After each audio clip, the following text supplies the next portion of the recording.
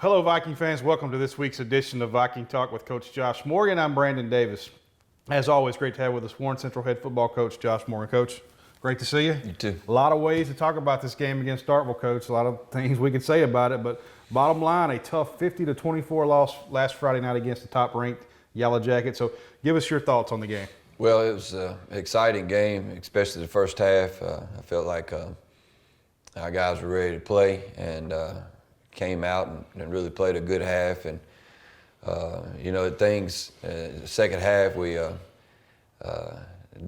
knew they were finna come out and respond in really the way they did. Had a lot of respect for them. Knew they were a dangerous team, and we had kept them at bay for really 2 quarters and did a really good job. And they came out and got some momentum going early in the second half, and we couldn't move the ball offensively, and 3 and out, and we give it right back to them and couldn't make any stops, and it just it really kind of snowballed on us, and it was just really a wild half where we went from one extreme to the next, really, and it was just. But again, it was I can't say enough about, and again, you try to find ways to look at it and bring positives from it, and also learn from it.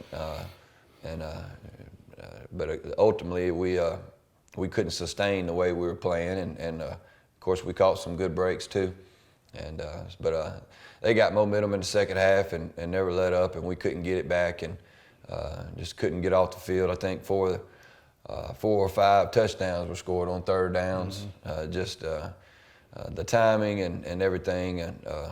But again, a lot of credit goes to them. We knew they were dangerous and capable of just that. And so again, really the tale of 2 halves. Well, this is one of those games where going into halftime actually hurts you. It's too bad you couldn't have kept playing this game. You may have been all right. Had a lot of momentum going in, especially with that blocked field goal and return for a touchdown. Just an incredible play by Jalen Thompson, and really gave us a big spark. And it's just kind of one of those you wish you could just keep on rolling. And but again, there's a lot to learn from it. There were some times I thought we lost our poise. We did some uncharacteristic things, and a lot of it was mental. A lot of it was Starkville, and. But again, we're trying to learn from our mistakes and move on. Well, we do go up into half 17-6. Starkville comes out, though, like you said, Coach, 44 in the second half. That's not something that you or this staff or anyone's accustomed to seeing a Viking defense give up. So how do you mentally overcome that? Well, it's like you said, it doesn't sit well with us, for sure. But again, it was just a kind of a accumulation of a bunch of different things, and not only were we not playing the way we wanted to as a defense, but they had short fields, and I think we had it several times where we were third down situations, and they would complete a screen and they would go for a big gain or a quarterback scramble, and again just couldn't find a way to get that stop and get off the field, and couldn't sustain drives, and giving them a short field, and they got hot, and their quarterback really did a good job, and we knew he was going to be tough to prepare for. Well, there were bright spots in this ball game, a lot of them actually. Big game quarterback Parker Kivett, yes sir, he had 200 yards through the air. Wide receiver Damon Patton had 182 receiving yards, 2 touchdowns to go with that. Discuss their performance against Starkville. Well, they were giving us some opportunities in the passing game. They were crowding the box, and one thing Parker does really well is he throws the deep ball well, and Damon has the speed to get behind people, but Damon was ready to play. He's gotten better every week. His mental preparation is so much better, and I think that's really paid dividends for him. And I also think that his confidence level has gotten extremely high, and when he's catching even short routes, he's trying to score, and that's really his game's evolving.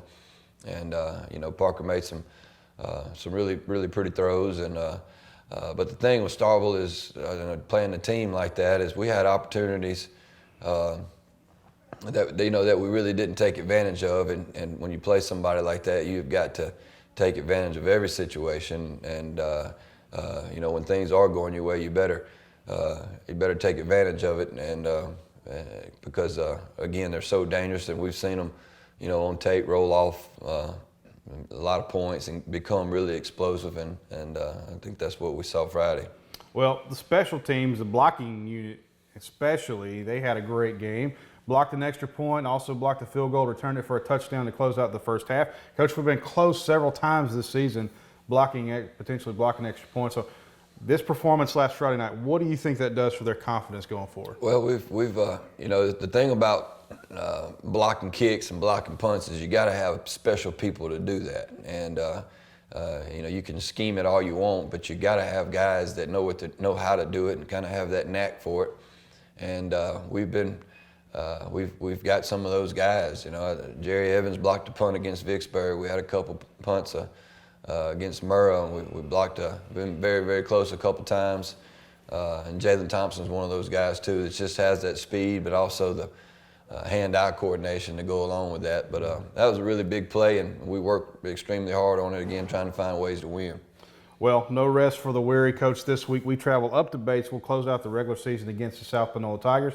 What should we expect from Coach Wood and his group up there? Yeah, they look. The first thing you see off the hoof is just a beefy team, just very big, very physical, both sides of the football. Got a stable of running backs. I think they got a dandy dozen running back, and then they also the two other guys that are very good football players, number 11, number 21. And so that's what they want to do, and that's what they hang their hat on, is running the football behind a big O-line. And defensively, they're just what you think of South Panola when you play them. That defensively, they're just big and athletic, and they're very familiar with what Starkville brought in here. Well, that rushing attack, you talked about it. They've accounted for 3,100 yards, 32 touchdowns. They are led by Dandy Dozen, Mississippi State commit Jahari Dean, 1,100 yards with 10 touchdowns so far on the season. But like you said, there's more to this rushing attack than just Dean. So talk a little bit about what we should see and how can we slow down this Tiger rushing attack. Well, their Dandy Dozen running back has missed about 3 or 4 games earlier in the year with the injury. He's getting back healthy, and we expect him to be 100% against us. So again, preparation-wise, we've prepared for him. And then they have 2 backs that really, one's a really quick back, and another one's a bigger, stronger back. And then on top of all that, they have a quarterback who is just as deadly as a runner as he is a thrower. So it's just really hard to prepare for. They're very balanced.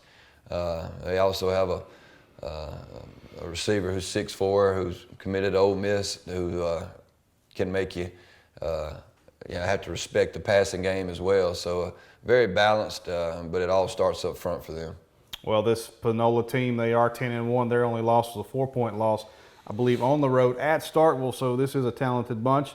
But this is Viking Talk. We're visiting with Coach Josh Morgan. Coach, you talked about the quarterback, Ontario Daper, a dual threat, arm with legs. He can throw it, he can run it. 21 touchdowns on the season, only to 4 interceptions. Talk about how important it's going to be for our defensive ends to make sure they're containing him in the pocket, but also not allowing them to really get up the field and rush against us. Yeah, we need to. It's tough. You can't let him sit back there all day and throw the ball. But you have to be careful how you rush him, and you got to make sure we stay in our lanes. It's almost one of those deals when you're trying to rush the passer, you want to stay in front of him instead of truly applying pressure, because instead of stepping up in the pocket, he'll take off and run. So it's we have to do a good job of rushing him as a unit and making sure that we take away those running lanes for him to scramble. Also, while we apply pressure, so it's it's a finicky thing right there when you're trying to apply pressure, but also keep him in the pocket. But again, he's dangerous, and how it all plays out, fighting tooth and nail to stop the running game, and then when he has the ball in his hands, he is as dangerous as they get. So it's going to be very, very tough to get stops, and that just puts a lot of pressure on defensively and also offensively when we do get a stop. So it's they're a very good football team, and we'll have to play really well. So when you talked about that, yeah, you don't want to get too far up the field rushing around like you normally would do, because he'll go out the side. So in a case like that, do you put a spy on him throughout the night to make sure that you can keep him in front of you? Well, yeah, there's several different ways you can do it, and obvious passing downs, you can spy a little bit, but in other situations, you're so committed to stopping the run, so committed to making sure that you're in your zone coverage and you're not leaving things voided. So it's kind of a give and take type deal, and making sure that we can attack, but also prevent from big plays, and making sure that we're sound in the back end. Well, this is going to be our longest road trip of the season, about 3 hours on a school bus. How do you manage the game day routine when you have to go on such a long road trip like this? Yeah, Coach? we've been fortunate. Longest trip's been, to the metro area, and it's not a whole lot of traveling. But this will be one where we have to really spend quite a while on the road, and we've tried to organize it and manage it the best we can. We'll cut our trip in half and get off and let the guys stretch their legs and kind of chill out for a little bit, and then when we get back on the bus, it's kind of getting into that mode and kind of getting in that mindset of kind of getting ready to play. So that's how we try to manage that, is cut the trip in half and try to get them as comfortable as we can. Well, it's worked for you in the past. We've gone to South Panola and we've beat them up there. We've beaten Starkville. Well, we've beaten Tupelo on the road. So you're doing something right on that. But a playoff spot, talking about it, a playoff spot is secure, which is a good thing. But how important is it for us to make sure that we win this game and have positive momentum going into next week? Yeah, that's the big thing, is momentum. It's anytime as a competitor, you win. You're trying to fight to win. You're trying to prepare to win, and that's the most important thing. We still have the possibility of finishing third if we, I believe the way we got it calculated is winning by 4 or more, and could possibly move us up in our district. And then also, like you mentioned, there's everybody's going to have a tough battle, especially in the north, where our district's is very tough, and there'll be a lot of games where there'll be two people in our district playing one another as it goes on, and there's really not going to be any easy roads. But what does matter is who's playing the best and who is peaking at the right time. And felt like we had a momentum going into Starkville, coming off of 2 really big district wins, and especially the one with Clinton. And it's important for us to get back going. It's important for us to have momentum. It's important for us to continue to get better so we can hopefully peak at the right time. You never want to be backing up and going into the playoffs. You never want to be banged up and limping into playoffs. And so that's a fine line that we're trying to make sure that we manage. But we've got to look good. We've got to play good. And that psyche and momentum is really big, especially this time of the year. Well, we know the past few weeks the passing games have worked well for us, Coach, but looking at the running game, running back Kendrick Thompson goes down with an injury against Starkville. Malik Sims was banged up pretty good after the game as well. With the limited depth that you already have at the running back experience, who should we look at stepping up against the Tigers? Well, it's the games that we've lost, we've had trouble running the football. We've had a tough time running the ball and making that consistent part of our game, and KT has really done a good job of getting tough yards, also making something out of nothing, and been really good for us there. And the thing about him is he's just such a good leader, and guys really take to him, and he means a lot to this team. And not having him go back out in the second half hurt us more ways than one. He's just such a big part of what we do. And but again, he will not be playing this week. We'll spread that around.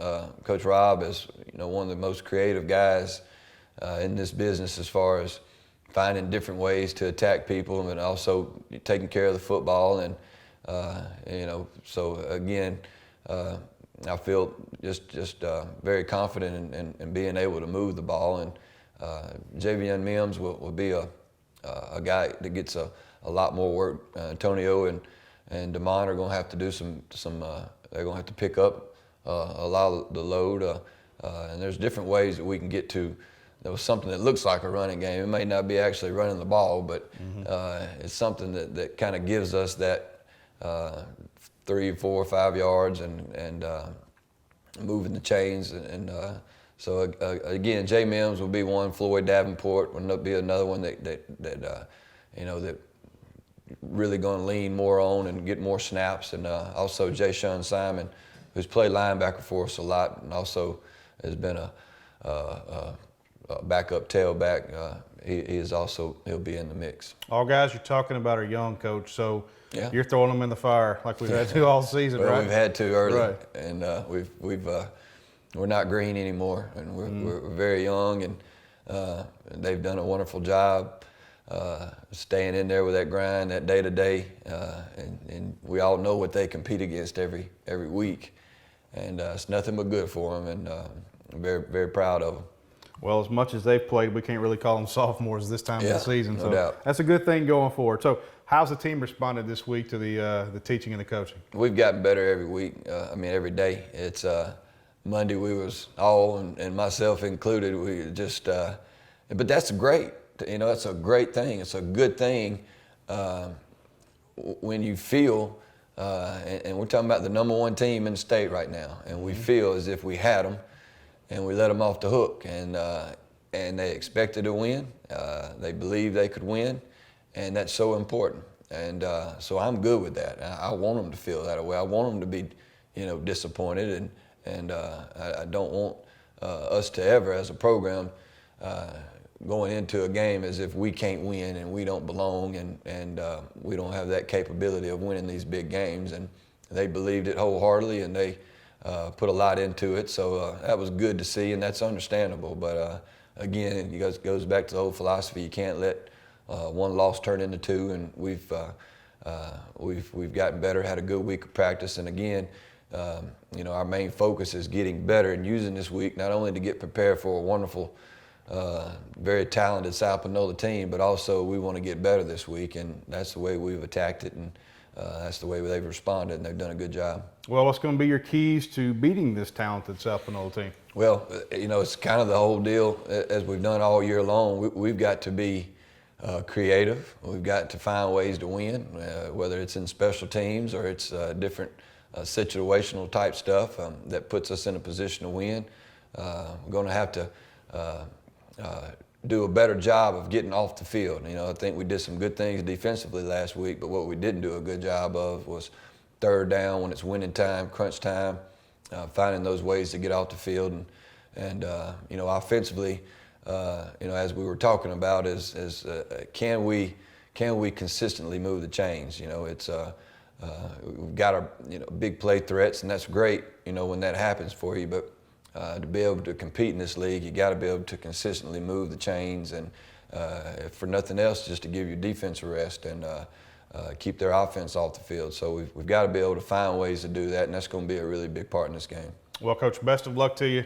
Thank you. It's going to be fun. Long road trips are always fun. It's going to be cold tomorrow night. Make sure you got your gloves out. But well, that's going to do it for this week's edition of the show. Before we go, though, I want to thank you for being here last Friday night. Thank you all season for your support of this team, whether we've been at home or been on the road. We appreciate it. Hope you join us this week as we go to Batesville for the long trip up there.